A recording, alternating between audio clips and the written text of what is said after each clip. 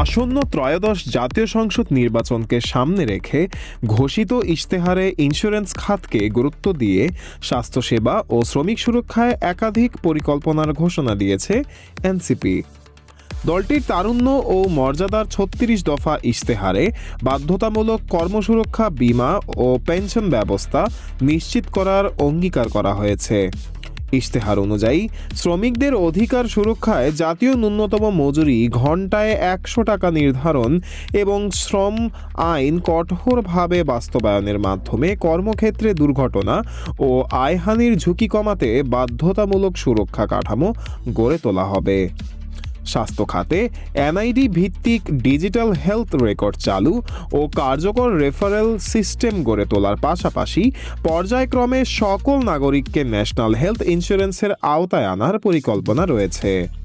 এছাড়া banking, insurance ও পুঁজি বাজারে নিয়ন্ত্রণ জোরদার, ইচ্ছাকৃত ঋণ খেলাপিদের বিরুদ্ধে কঠোর ব্যবস্থা এবং কেন্দ্রীয় ডাটাবেস তৈরির কথাও ইশতেহারে উল্লেখ করা হয়েছে।